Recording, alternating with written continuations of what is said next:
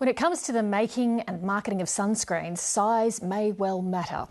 Tiny ingredients called nanoparticles, about the size of atoms and molecules, are now part of many lotions. Even though the jury's out on whether they're safe or not, consumers are already making up their own minds and creating a market for sunscreens that are supposedly nano-free. But there are allegations that an Australian company promoting non-nano sunscreen ingredients has been engaged in misleading conduct. Simon Lauder reports. Australians are 4 times more likely to develop a skin cancer than any other form of cancer. So for decades, the advice has been clear. Slip on a shirt, slap on sunscreen and slap on a hat. No one under the sun questions the wisdom of slopping on sunscreen, but more consumers are now questioning what it is they're rubbing onto their skin, particularly the smallest of ingredients, nanoparticles. We think this is a serious issue because people around the world are concerned about nanoparticles in sunscreens. Australian factories churn out millions of litres of sunscreen each year. A key ingredient is zinc oxide. In some sunscreens, the zinc oxide is so small it's measured in billionths of metres, making it nanoparticle sized. When it's that small, the zinc oxide rubs on clear instead of cloudy, and instead of reflecting UV radiation, it absorbs it. That's where the concerns arise. I don't think there's been enough studies to conclusively say that they're safe in all applications to human beings. The concern is that nanoparticles may set off a reaction that alters DNA and damages cells, but that's under debate. In the case of nano sunscreens, which we've done a lot of research on in the last few years, we found that nano sunscreen materials are as equally well tolerated by human skin and immune cells as the bulk sunscreen materials. 1,800 people die of skin cancer each year.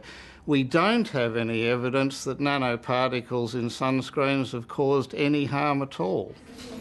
Despite the inconclusive science, a market has emerged for so-called nano-free sunscreen. The environment group Friends of the Earth prints a guide for consumers. Last summer, we had over 50,000 downloads of our guide and distributed tens of thousands of copies around Australia, including to most schools in Australia as well.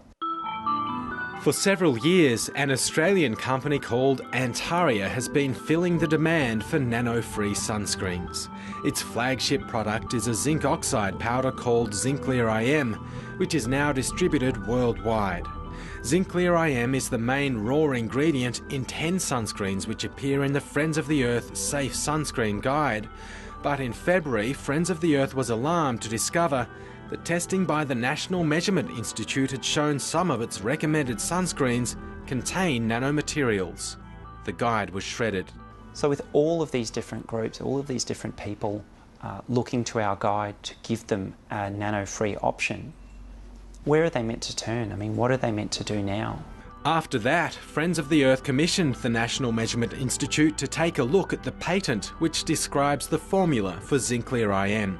The Institute's conclusion: it is a nanomaterial, as defined by international and Australian industrial standards. It does appear that Zinc-Clear IM is an aggregate or a cluster, is made up of clusters of nanoparticles. By marketing that as non-nano to customers and to the share market, it's not right.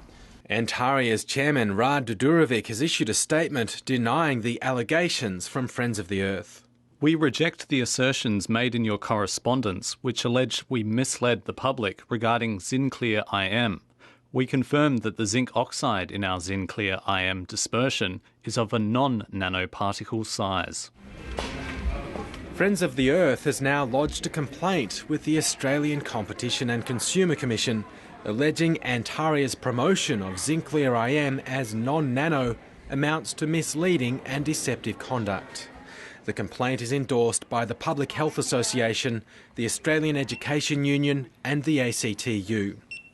Antaria would not be interviewed, but told 7:30 it's invited Friends of the Earth to come and do its own tests on a sample of the product.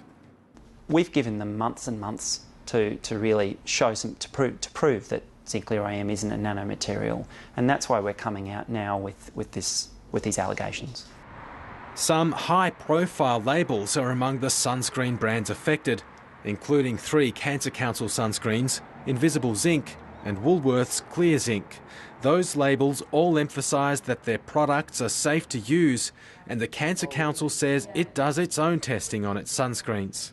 Well, they are nano-free, and our testing would show that.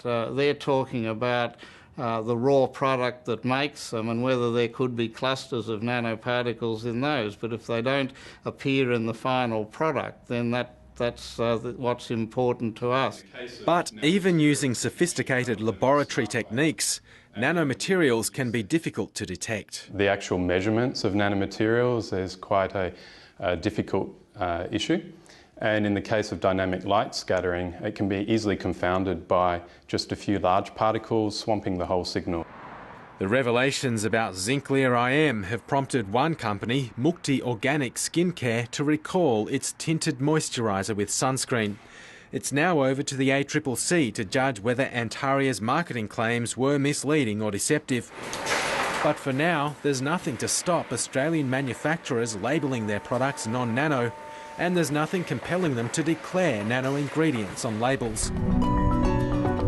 The Therapeutic Goods Administration believes nanoparticles don't go any deeper than the outermost layer of skin, and there's no need for labelling.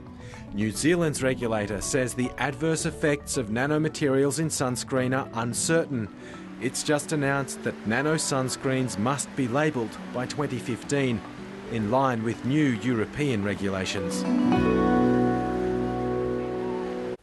Simon Lauder reporting.